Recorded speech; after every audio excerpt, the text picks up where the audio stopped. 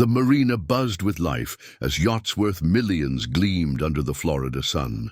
Harbor Point was no ordinary dock. It catered exclusively to the elite.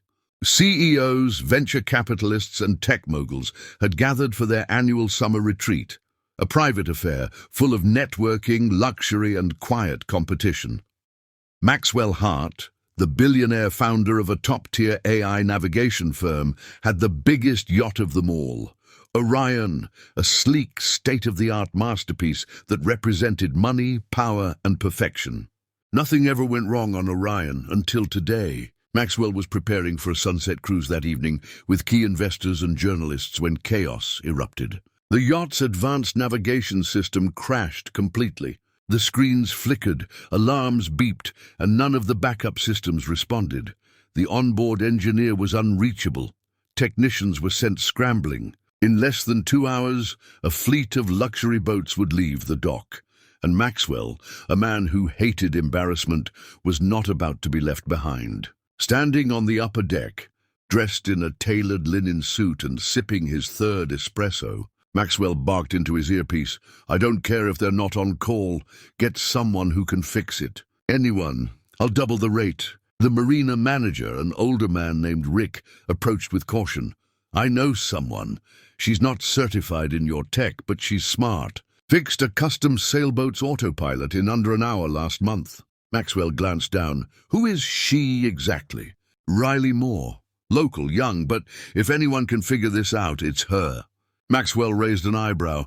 "Send her. I could use some entertainment." 30 minutes later, a dusty red Jeep rolled into the parking lot.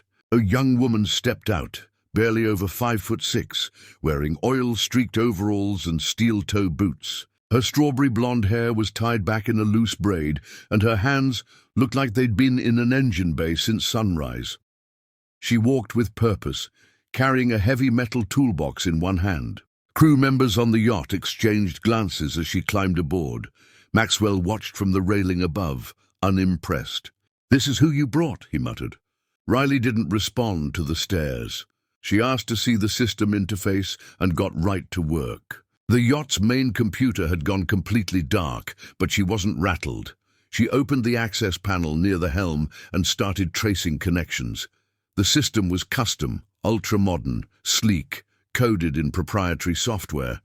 It was designed for security, redundancy, and to intimidate anyone who didn't hold a PhD in tech systems.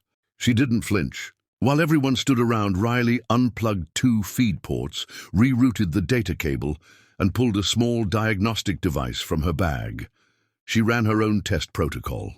Within 5 minutes, she identified the problem. The engineer who had installed the latest firmware had crossed signal paths in the communication grid, causing the AI to misread internal safety loops and force a shutdown. She shook her head. "It's not even a hardware issue, it's just a lazy install." Maxwell, now standing behind her, crossed his arms. "You really think you know what you're doing?" She didn't even look up. "No, I know I do." He blinked. "Fix it then, prove me wrong." She adjusted the routing, reset the power relay, and uploaded a temporary patch from her own software tool. The yacht's screens lit up one by one. Navigation, sonar, climate control, all came online. The system beeped once, then glowed steady green. Everyone on the deck went silent. Riley stood, brushing dust off her knees. "System's back. I'd suggest a full grid recode before your next ocean run." Maxwell was speechless. He stepped forward and touched the console as if he didn't trust his own eyes. "You did that? In 15 minutes?" She nodded. "It wasn't that complicated. You just needed someone who wasn't afraid of the wiring." He looked at her, truly seeing her for the first time. She didn't have a college badge. She didn't talk like a corporate engineer, but she just made his tech team look like amateurs. For the first time in years, Maxwell Hart didn't know what to say. And Riley Moore. She just picked up her tools and walked off the yacht like it was any other job. The following day, word had spread across the marina faster than the tide. Everyone was talking about the young woman who fixed a billionaire's yacht in minutes. Crew members who hadn't even seen it firsthand swore they had. Some said she hacked the system like a spy. Others claimed she used a secret device no one had ever seen. Riley, meanwhile, was already back in her garage under an old fishing boat, trying to patch a leaky fuel line before sunset. She didn't think much of what had happened. In her mind, it was just another job. But that changed when a black SUV pulled up to the shop, and two men in suits stepped out. She slid out from under the boat and wiped her hands on a rag, cautious but calm. "Miss Moore?" one of them asked. "Depends who's asking. We work for Maxwell Hart. He sent us to bring you in. Said you're needed at the marina, urgently." Riley raised an eyebrow. "If it's about payment, he can wire it. I'm not in the mood for handshakes and cameras." The man smirked. "He's not offering a handshake. He's offering a deal." 15 minutes later, she stood once again on the deck of Orion. This time, Maxwell wasn't sipping espresso. He was pacing, phone in hand, barking instructions to a tech team via satellite link. The moment he saw her, he ended the call. "You came," he said. "You sent a car. Felt rude not to." Maxwell walked up and handed her a digital tablet. On it was a full schematic of his upcoming product line, advanced maritime AI systems that his company was about to launch. "I want your eyes on this. Not my engineers, yours." She scanned the design and frowned. "This logic tree's all wrong. You're overloading the processor loop. If one protocol fails, it'll shut down the whole system, just like yesterday." He didn't even argue. "Then I want you to fix it." Riley stared at him. "You're serious?" "Dead serious. I've already told my board. You're consulting on this project, full access, full authority, and full pay." "I don't have a degree," she reminded him. Maxwell smiled. "You have what none of them do, results." Over the next several weeks, Riley worked with Maxwell's development team. At first, they resisted her. Some even laughed when she walked into the boardroom in her overalls. But the moment she rewrote a bug-free diagnostic chain in under an hour, the laughter stopped. When she solved a hardware overheating issue no one else could, even the skeptics started watching her like a hawk. Maxwell made sure she had everything she needed: office space, equipment, even housing if she wanted it.